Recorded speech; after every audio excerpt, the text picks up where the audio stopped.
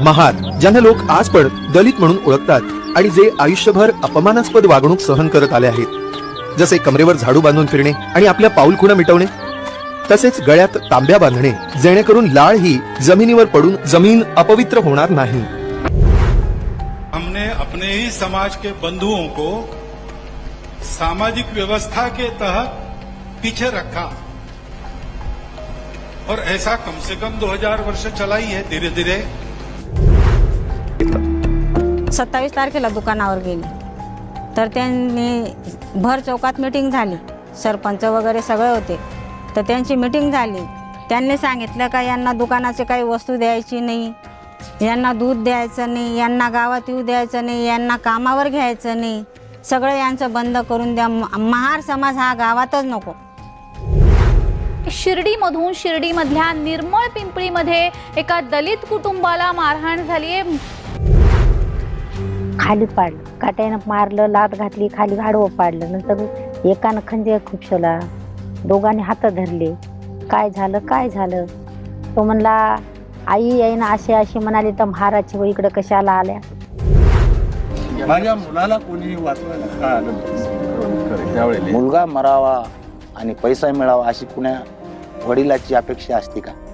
आता तुम्ही जे मानधन देऊन याल्यात, मोठी जीवावर असं अर्जावर हे ठेवून नाही सुरू करायला। माझं म्हणणं एकच आहे, त्याच्या मारेकऱ्याला फाशी झालीच पाहिजे।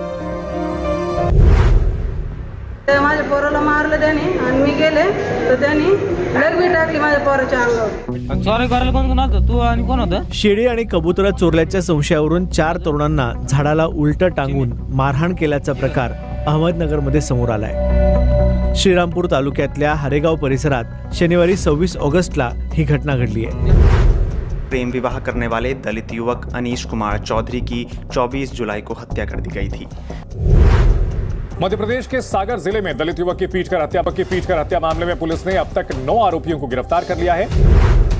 उसी मध्य प्रदेश की हैं जहां सीधी में कुछ देर पहले एक आदिवासी युवक पर पेशाब किया गया और अब इंदौर में 2 आदिवासी नाबालिग लड़कों को पहले तो बंधक बनाया, बाद में बंद कमरे में पिटाई की गई। हिंदू समझाई नहीं जाता तो हम मतलब हिंदू कहाँ से हो गए? अर्थात कशालाही स्पर्श न करू देणे किंवा स्पर्श करून न घेणे त्यालाच अस्पृश्य असे म्हणतात। वर्ण माझ्या हातात आहे, मनुस्मृतीच आहे माझ्या हातात, आणि त्यात 9वा अध्याय मध्ये जे काही आचारसंहिता आहे ते महिलांसाठीच आहे, ते पाहू शकता। पहिली ही की बुद्ध आणि जैन धर्म हे हिंदू धर्मातूनच आलेले आहेत। भारत सरकारमधील SC ST आणि OBC अधिकाऱ्यांचे प्रतिनिधित्व पहा। दुसरी गोष्ट ही की बुद्ध हे विष्णूचेच अवतार आहेत आणि 9वे अवतार आहेत। काही लोक म्हणतात संविधान राष्ट्र निर्माण होऊन 70-74 वर्ष झाले, आता सर्व समानतेने वागत आहेत, आरक्षण बंद करा। आता थोडा सर्वांना विनंती आहे, संपूर्ण व्हिडिओ पहा आणि मग कमेंट करा। Once again request to all of you watch full video and then comment। कोणी आहेत त्यांना मराठीत सांगितलेलं कळत नाही, त्यांच्यासाठी, कारण अर्धवेट व्हिडिओ पाहतात किंवा व्हिडिओ पाहतच नाहीत आणि आपली प्रतिक्रिया, आपले कमेंट नोंदवतात, त्यांच्यासाठी हे। आणि हो, व्हिडिओ अंती मी माझं ओपिनियन मांडणार आहे, अवश्य संपूर्ण व्हिडिओ पहा। तर संविधान राष्ट्र बनण्याआधी आपल्या देशाची सामाजिक, आर्थिक व राजनैतिक व्यवस्था कशावर निर्धारित होती? अर्थात आपल्या देशाची व्यवस्था, सिस्टीम कशावर आणि कशी चालत होती व आरक्षण या संदर्भात थोडंफार मी वक्तव्य करणार आहे। अशी सर्व प्रश्न आणि त्याची उत्तरे आज आपण पाहणार आहोत, कारण की महाराष्ट्रातील बऱ्याच लोकांना हे माहीत नाही। तसेच वर्तमान काळावर जो पडसाद पडत असतो तो इतिहासामुळेच पडत असतो। चला विषयाला सुरुवात करूयात। देश स्वतंत्र व संविधान लागू होण्यापूर्वी आपल्या देशाची व्यवस्था, सिस्टीम कशावर आणि कशी चालत होती हे सर्वप्रथम आपण पाहूयात।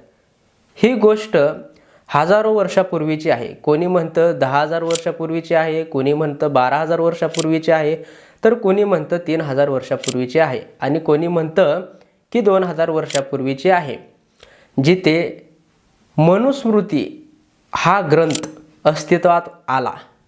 या ग्रंथाचे निर्माते महर्षी मनू होते. त्यांनी मनुस्मृती हा ग्रंथ लिहिला, ज्यामध्ये भारतीय मनुष्याचे सामाजिक, राजकीय, आर्थिक आचारसंहिता अर्थात लॉ, कायदे असतील, कानून असतील, काय करावे, काय करू नये, एखादी गोष्ट करताना कोणते नियम पाळले पाहिजे, स्त्रियांना कोणते नियम, पुरुषांना कोणते नियम, एखादी चुकी केल्यास किंवा नियमबाह्य वागल्यास कोणाला कोणती शिक्षा करायची, कोणती करायची नाही, हे असे काही आचारसंहिता, नियमावली या मनुस्मृती या ग्रंथात नमूद केलेल्या आहेत व त्यानुसार आपल्या देशाची सामाजिक मूल्ये चालत असत. त्या ग्रंथावरूनच आपले देश चलत असत. पुढे जाऊन विचार केला तर मनुस्मृती हे काय फक्त एक ग्रंथ नाही, अनेक स्मृती आहेत. उदाहरणार्थ मनुस्मृती, याज्ञवल्क्य स्मृती, नारद स्मृती, पाराशर स्मृती, बृहस्पती स्मृती, कात्यायन स्मृती, देवल स्मृती या अशा बऱ्याचशा स्मृती अस्तित्वात आहेत आणि हे सर्व मनूने लिहिलेले आहेत. मनू हे नाव एका व्यक्तीसाठी संबोधले जायचे का, दोन व्यक्तीसाठी संबोधले जायचे की पूर्ण एका ग्रुपला अर्थात संघाला मनू म्हणून संबोधले जायचे, हे अजूनही अद्यापही कोणाला माहीत नाही, याची कल्पना नाही. याहून अधिक स्मृती हे लिहून ठेवलेल्या होत्या आणि त्यातील मुख्य स्मृती म्हणजे मनुस्मृती होय, ज्यावर आपल्या देशाची अर्थात व्यवस्था चालायची. आता काहींना प्रश्न पडला असेल की मनुस्मृतीचा नेमका मॉडेल, नमुना काय होता, ज्यावर की आपल्या देशाची व्यवस्था अवलंबून होती. तर पहा, येथे हजारो वर्षापूर्वीपासून मनुस्मृती 4 वर्ण व्यवस्था म्हणजे चातुर्वर्ण्य प्रस्थापित होती. अर्थात ते 4 वर्ण व्यवस्था अशा प्रकारे आहेत. ब्राह्मण वर्गाने हजारो वर्षापूर्वी आपल्या कल्पनेतून एक मूर्ती साकारली, त्याला ब्रह्मा असे नाव दिले व तथाकथित ब्रह्माच्या श्रीमुखातून, तोंडातून ब्राह्मण वर्गाचा उदय झाला, जन्म झाला. दंडातून अर्थात बायसेपमधून क्षत्रिय वर्गाचा जन्म झाला. मांडीतून वैश्य वर्गाचा जन्म झाला. पायातून अर्थात पायाच्या तळव्यामधून शूद्राचा जन्म झाला.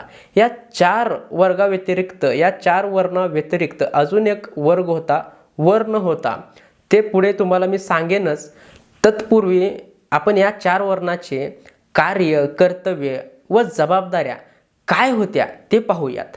ब्राह्मण या वर्गातील लोकांचे कार्य पाहूयात. सर्वात आधी त्यांनी शिकायचे, ज्ञानग्रहण करायचे, नवनवीन विद्या संपादन करायचे, मंदिरात पुजारी म्हणून काम करायचे, दक्षिणा गोळा करणे व खालील 3 वर्गांना शिकवायचे अर्थात शिक्षकी पेशा बजावायचे.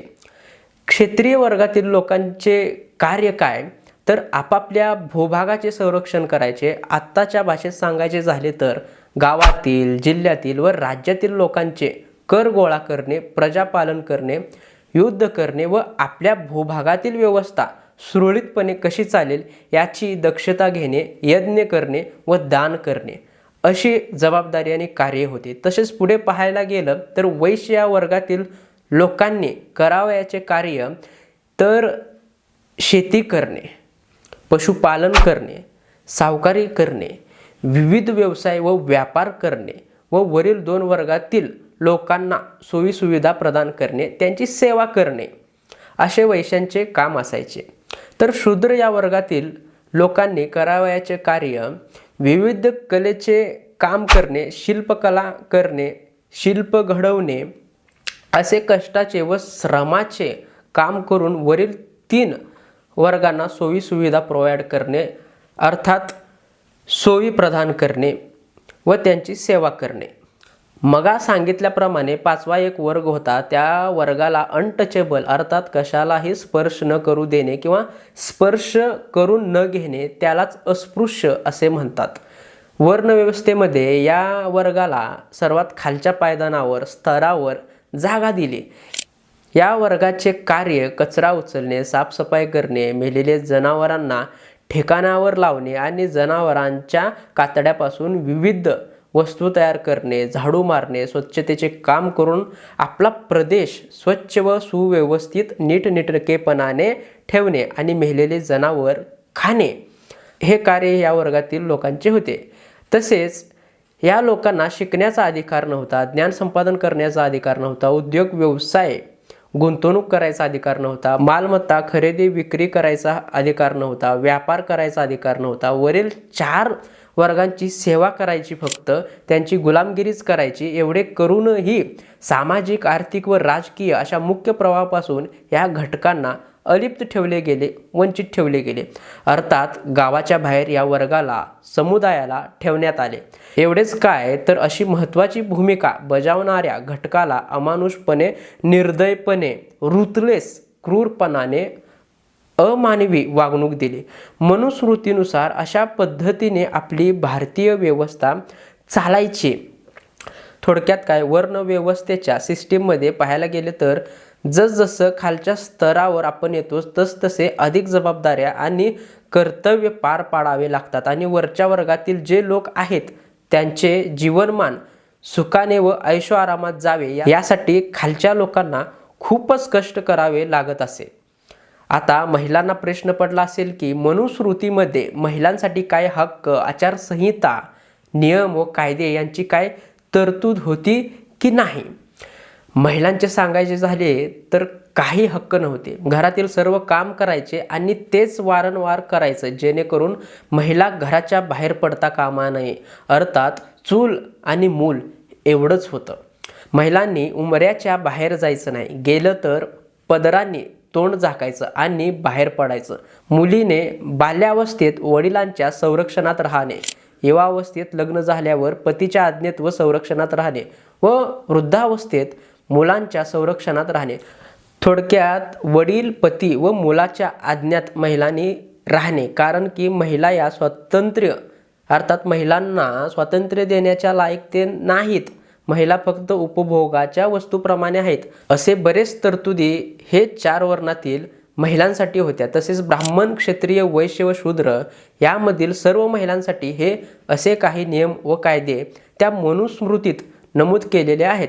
थोडं पुढे जाऊन विचार केला तर 5व्या वर्गातील अर्थात अस्पृश्य महिलांचं जीवन कसं असेल आता तुम्हीच ठरवा. पहिली तर गोष्ट अस्पृश्य वर्ग आणि त्यात स्त्री म्हणून जन्म, त्यांना तर रोजच नरक यातना सोसाव्या लागत असतील. आणि कोण काय म्हणून जन्माला यावं हे फक्त तुक्का असतो, बाकी काही नाही. तुक्का म्हणजे थोडक्यात प्राकृतिक. त्यामुळे मला वाटते पुरुषांनी पुरुष आहे म्हणून एवढ्या अविर्भावात वावरणे किंवा महिलांना कमी लेखणे हे काही योग्य नाही. पुरुष म्हणून जन्माला आला ते फक्त एक तुक्का आहे, बाकी काही नाही. मनुस्मृतीमध्ये 9वा अध्याय हे महिला संदर्भातच आहे आणि माझ्या हातात आहे, मनुस्मृतीच आहे माझ्या हातात.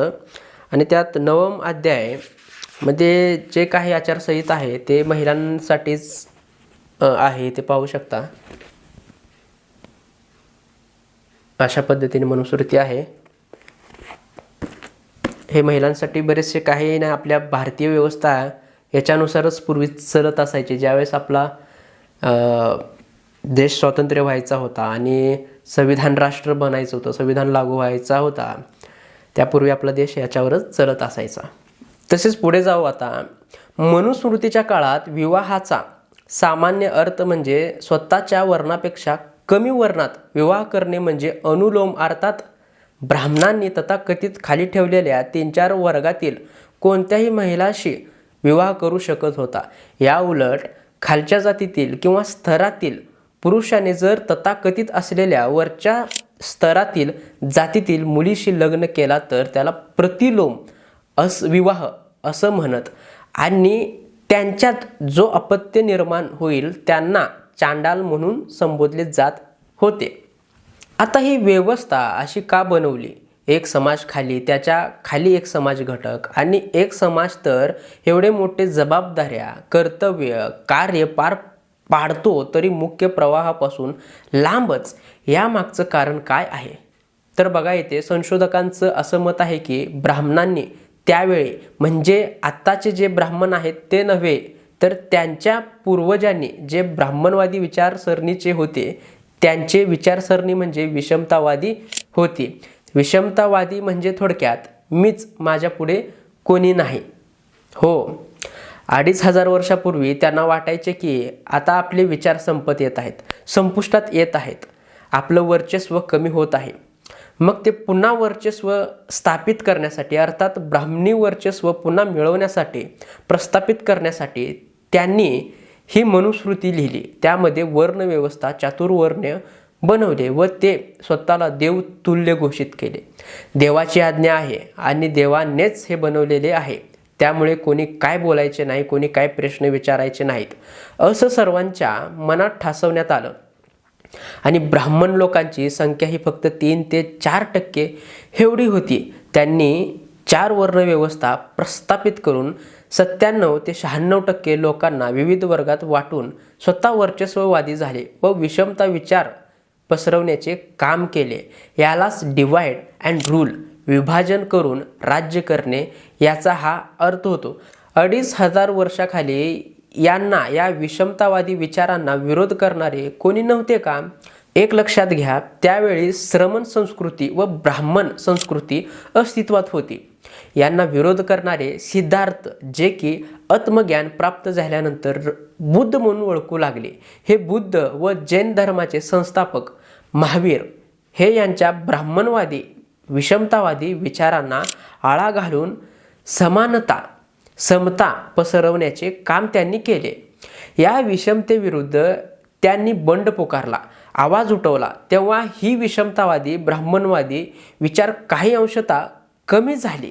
बुद्ध व महावीर वारल्यानंतर, अर्थात त्यांचे महापरिनिर्वाण झाल्यावर काही काळ लोटला. नंतर अशोक मौर्य अर्थात अशोक सम्राट यांनी इसवी सन पूर्व 268 अर्थात 2268 वर्ष ते इसवी सन पूर्व 232 अर्थात 2232 वर्ष, एकूणच या 36 वर्षाच्या कालावधीमध्ये, कालखंडामध्ये अशोक सम्राट यांनी पूर्ण अखंड भारत हा बुद्धमय समतावादी केलेला होता. अशोक सम्राट यांच्या निधनानंतर मौर्य साम्राज्याचा शेवटचा शासक नरेश बृहस्त्रत यांचा प्रधान सेनापती पुष्यमित्र शुंग याने नरेश बृहस्त्रत यांचा खून केला. हो, खून करून त्यांच्या गादीवर शुंग साम्राज्य प्रस्थापित केले आणि पुष्यमित्र शुंग हा ब्राह्मणच होता. त्याने नरेश बृहस्त्रत या मौर्य यांचा खून करून पुन्हा ब्राह्मणी धर्माला नवसंजीवनी दिली. इतिहासात पाहायला गेलं तर आपल्याला प्राचीन इतिहासात हे खरा इतिहास जाणवतो. मग भारतात पुन्हा ब्राह्मणी धर्म वाढीस आले, तसे मनुस्मृती या कायद्याने पुन्हा विषमतावादी ब्राह्मणवादी विचारसरणी पुन्हा चातुर्वर्ण्य पसरवण्यास सुरुवात केली. पुष्यमित्रामुळे विषमतावादी वर्णव्यवस्था पुन्हा डोकं वर काढण्यास यशस्वी झाली, प्रवृत्त झाली. आणि पुढे आदिशंकराचार्यांच्या काळात म्हणजे 8व्या शतकापर्यंत, अर्थात 1250 वर्षापूर्वी तर जवळपास भारत देश हा ब्राह्मणी विषमतावादी धर्मांनीच व्यापून गेला. येथे 3 अत्यंत महत्त्वाच्या गोष्टी तुम्हाला सांगू इच्छितो. पहिली ही की बुद्ध आणि जैन धर्म हे हिंदू धर्मातूनच आलेले आहेत असं काही वर्गाचं मत आहे. तर त्यांचं हे मत पूर्णपणे चुकीचं आहे. त्यावेळी म्हणजे 2500 वर्षापूर्वी ब्राह्मणी संस्कृती व श्रमण संस्कृती अशी पद्धत होती. ब्राह्मणी संस्कृतीने पुढे जाऊन दुसऱ्यांनी दिलेली ओळख म्हणजेच हिंदू या शब्दाची उपाधी लावून घेतली. म्हणून ब्राह्मणी धर्म सध्या हिंदू धर्म म्हणून संबोधला जातो. या संदर्भात आपण पुढील एपिसोडमध्ये सविस्तर बोलणारच आहोत. दुसरी गोष्ट ही की बुद्ध हे विष्णूचेच अवतार आहेत आणि 9वे अवतार आहेत. खरे काय खोटे काय तर पहा, येते 2 बुद्ध आहेत. पहिले जे की सर्व परिचित असणारे 28वे बुद्ध अर्थात गौतम बुद्ध हे सर्व परिचित आहेत आपल्याला. आणि दुसरे बुद्ध म्हणजे वैष्णव धर्माचे, अर्थात त्या वैष्णव धर्मामध्ये त्या बुद्धांना विष्णूचे शेवटचे अवतार आहे असे संबोधलेले आहे. अर्थात दोन्ही बुद्ध हे वेगवेगळे आहेत, इथे हे सिद्ध होते. आणि तिसरी गोष्ट ही की मी हिंदू न म्हणता सारखे ब्राह्मण ब्राह्मण म्हणतोय, कारण हिंदू या शब्दाची उत्पत्ती अलीकडच्या काळामध्ये निर्माण झालेली आहे. पूर्वी ब्राह्मणी धर्म किंवा ब्राह्मणी संस्कृती म्हणूनच संबोधले जायचे. हिंदू या शब्दाचा उल्लेख कोणत्याही आणि कोणत्याच धर्मग्रंथामध्ये नाही. आता विषयावर येऊ आपण. ब्राह्मणी धर्म कसा चालत होता, कसा लोप पावला, पुन्हा कसा उदयास आला आणि हे सर्व होत असताना भारतीय व्यवस्था मनुस्मृतीची आचारसंहिता कशी काम करत होती, भारतीय व्यवस्था या ग्रंथाच्या आधारे कशी चालत होती, मनूच्या विषमतावादी विचारांना त्यावेळी विरोध कोणी कोणी केला, हे सर्व आपण थोडक्यात पाहिलेलो आहोत. आता पुढे दुसरीकडे काही लोक म्हणतात की हे कर्माच्या आधारे चातुर्वर्ण्य चालत होतं ना की जन्माच्या आधारे. अर्थात कर्माच्या आधारे म्हणजे जे तुम्ही काम कराल. उदाहरण द्यायचे झाले तर शिकवायचे, शिक्षण द्यायचे, जो हे काम करत असे त्याला ब्राह्मण म्हणून संबोधलं जायचं. ज्याला युद्धकला जमायचे त्याला क्षत्रिय म्हणून संबोधलं जायचं. जो व्यापार उद्योग करायचा त्याला वैश्य म्हणून संबोधलं जायचं. आणि जो काहीच करायचा नाही, कुचकामी आहे, त्याला अस्पृश्य किंवा शूद्र असे संबोधले जायचे, असे काही लोकांचे मत आहे. यालाच कर्माच्या आधारे चालणारे वर्णव्यवस्था असे म्हणतात. काही लोक असेही म्हणतात की ब्रिटिश काळात इंग्रजांनी या भारतीय मनुस्मृतीमध्ये या ग्रंथात हस्तक्षेप करून जन्माच्या आधारे चालणारी वर्णव्यवस्था असे निर्धारित करून सगळीकडे एक भ्रम पसरवून टाकले. आता जन्माच्या आधारे चालणारी वर्णव्यवस्था म्हणजे काय, तर ज्या वर्गात तुमचा जन्म होईल तेच कार्य त्यांनी करायचे. उदाहरण द्यायचे झाले तर चातुर्वर्णात वरच्या स्तरावर अर्थात तथाकथित ब्राह्मणी वर्गात ज्या व्यक्तीचा जन्म होईल त्याने विद्या संपादन करायचे, दान दक्षिणाच घ्यायचे, बाकी काही करू वाटले तर अजिबात करायचे नाही. तथाकथित क्षत्रिय वर्गात जन्म घेतला तर त्याने फक्त युद्ध करायचे, बाकी काही नाही करायचे. पुढे वैश्य आणि शूद्र या वर्गात जो जन्म घेईल त्या वर्गाला जे काम नेमून दिलेले आहे त्यांनी तेच करायचे. अस्पृश्य वर्गात जन्म झाला तर त्यांनी तेच काम करायचे त्याला जे दिले आहे आणि मुख्य प्रवाहापासून दूर राहायचे. यालाच जन्माच्या आधारे चालणारी वर्णव्यवस्था असे म्हणतात. आता काही लोक म्हणतात 800 वर्ष केंद्र सत्तेत ब्राह्मणी धर्म नव्हताच तर हे कसं काय शक्य असेल. आणि पुढेही म्हणतात की कर्माच्या आधारे वर्णव्यवस्था चालत होती आणि ब्रिटिशांनी इंग्रजांनी येऊन ग्रंथामध्ये हस्तक्षेप करून जन्माच्या आधारावर केलं, असे त्यांचे एकूणच मत आहे, म्हणणे आहे. ते पूर्णपणे चुकीचे आहे, कारण की इंग्रज काही 2500 वर्षाखाली भारतात नव्हते. त्यामुळे कर्माच्या आधारे वर्णव्यवस्था चालत नव्हती तर जन्माच्या आधारावरच चालत होती हे सिद्ध होतं. कारण 2500 वर्षापूर्वी त्यावेळेस ब्राह्मणवादीला विरोध करणारे महावीर होते, गौतम बुद्ध होते. त्यामुळे वर्णव्यवस्था हे कर्माच्या आधारे नसून जन्माच्या आधारावरच स्थिरावली होती हे येथे निश्चितच सिद्ध होते. काही फिलॉसॉफर आहेत, तत्त्वज्ञानी आहेत, ज्यांचा धर्माचा अभ्यास झालेला आहे, त्यांचे मत असे आहे की ब्राह्मणी धर्मात, ज्याला की आता हिंदू असे नाव आहे, या हिंदू धर्मात महत्त्वाचे उपनिषद व वेद आहेत. बाकी स्मृती कितीतरी लिखित स्वरूपाच्या आहेत, त्यांना महत्त्व द्यायचे नाही. ते सर्व दुय्यम स्थानाचे आहे आणि हजारो वर्षापूर्वी ज्या ग्रंथांना एवढे महत्त्व द्यायचे नाही त्या स्मृतींना, ग्रंथांना महत्त्व देऊन आपण या ब्राह्मणी धर्मात अर्थात हिंदू धर्मात भरपूर विषमता, असमानता माजवली, चालवली होती व या धर्मात विभाजन करून आपणच आपलं नुकसान करून घेतलं. सर्वात मोठी ही चुकी केली हजारो वर्षापासून. आता तुमच्या लक्षात आले असेल की पूर्वी अशा प्रकारे चालत होती आपली भारतीय व्यवस्था. पुढे जाऊन 1950 रोजी ज्यावेळेस संविधान लागू झाले, आपल्या देशाला एक वेगळीच दिशा मिळाली आणि भारतीय व्यवस्थेने नव्याने झेप घेतली. न्याय, स्वातंत्र्य, समता व बंधुता या समतावादी तत्वावर सध्या आपली व्यवस्था स्थिरावली आहे. काही लोक म्हणतात संविधान राष्ट्र निर्माण होऊन 70-74 वर्ष झाले, आता सर्व समानतेने वागत आहेत, आरक्षण बंद करा. आता थोडा मी विषय वळवतो, आरक्षणावर आणतोय, कारण हे काही असे लोक म्हणतात की आरक्षण बंद करा. 74 वर्ष झाले, आता समानता आलेली आहे. तर त्यांच्यासाठी त्यांच्याकरता हा रिपोर्ट. भारत सरकारमधील SC, ST आणि OBC अधिकाऱ्यांचे प्रतिनिधित्व पहा. सचिव, सेक्रेटरी, सहसचिव, जॉईंट सेक्रेटरी, उपसचिव, डेप्युटी सेक्रेटरी. एकूण जागा सचिवासाठी 70, सहसचिवासाठी 278, उपसचिवासाठी 45. एवढ्या राखीव जागा असून सुद्धा त्या पदापर्यंत किती लोक पोहोचू शकतात? आणि तुम्ही म्हणता सर्व समान करा, आरक्षण बंद करा. अरे बाबांनो, आधी आरक्षणाची व्याख्या तर समजून घ्या, नंतर त्यावर भाष्य करा. अहवाल तर तुमच्या समोर आहे. या वंचित घटकांना पहिला कामाला जावे लागते, रोजंदारीवर, रोजगारावर. स्वतःचं पोट भरत शिक्षण घ्यावे लागते. असे दुहेरी संघर्ष करावे लागते. आधी परिस्थितीशी, नंतर बाहेर सामाजिक जीवन जगत असताना तथाकथित उच्च जातींशी झगडावं लागतं. योग्य मार्गदर्शन करणारे मिळत नाहीत, त्यामुळे योग्य दिशा मिळत नाही. आपली दिशा आपल्यालाच ठरवून त्यावर मार्गक्रमण करावे लागते या वर्गाला.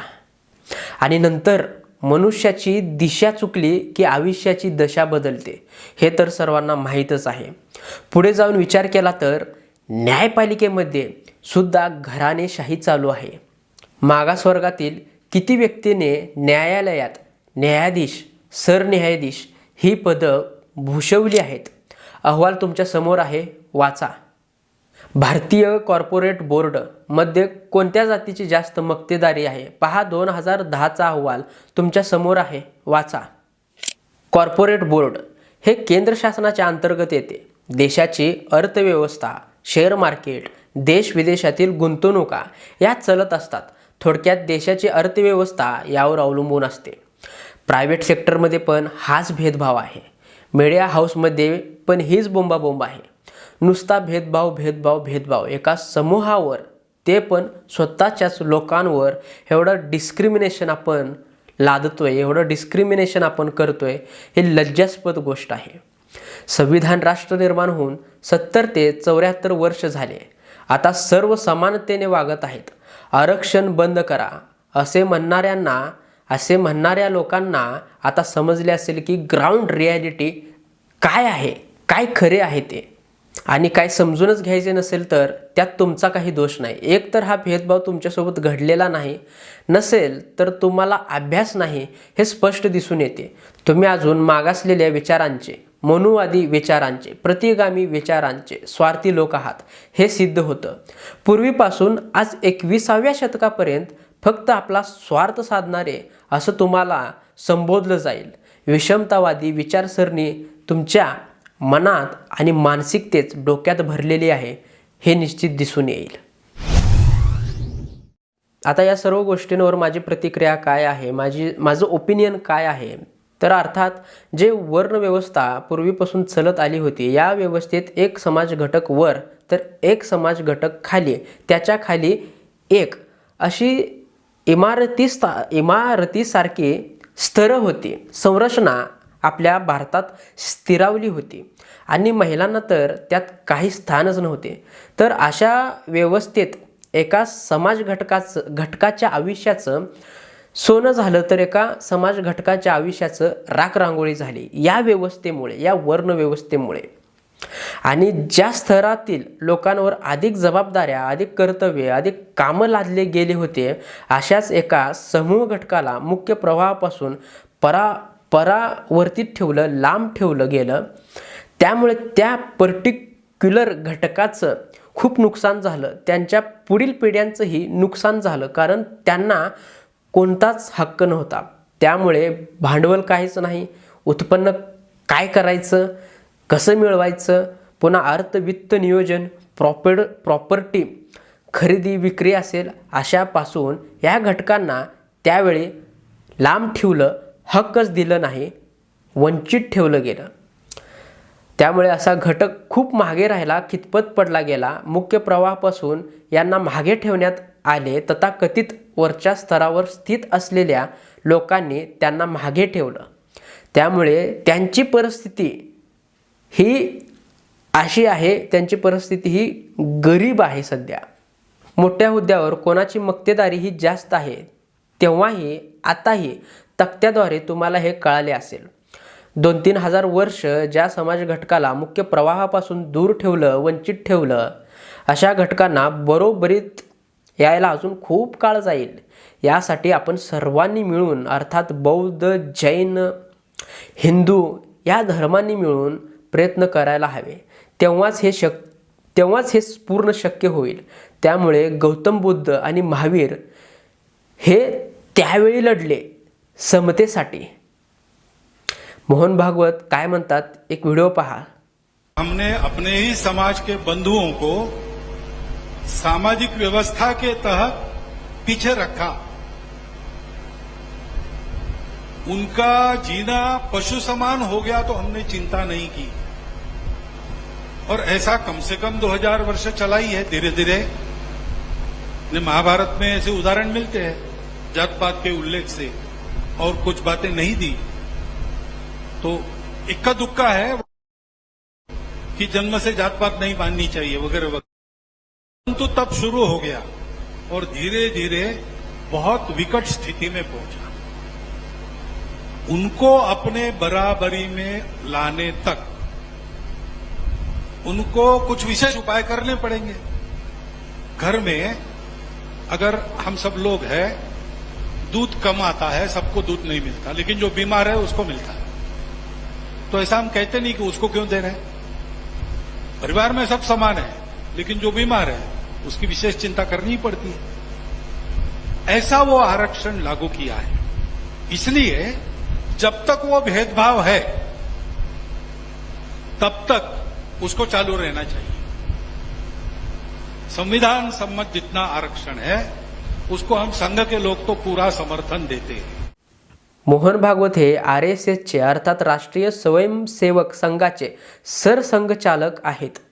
यांनी स्वतः मान्य केले आहे की आपणच हजारो वर्ष आपल्याच एका समाज घटकाला खूप मागे ठेवले, मुख्य प्रवाहापासून वंचित ठेवले आहे.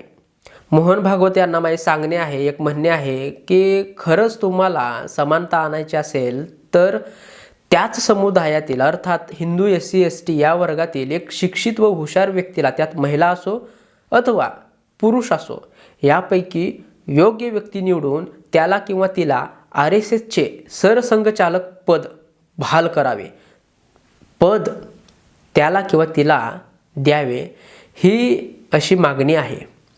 तसेच मंदिराच्या चाव्या म्हणजेच मोठमोठे मंदिर जे आहेत त्यामध्ये पुजारी म्हणून हिंदू दलितांची निवड करा. तरच समतावादी विचार प्रस्थापित झाले असे म्हणता येईल. नाहीतर तुम्हा सर्वांना तर माहीतच आहे, खायचे दात आणि दाखवायचे दात ही म्हण.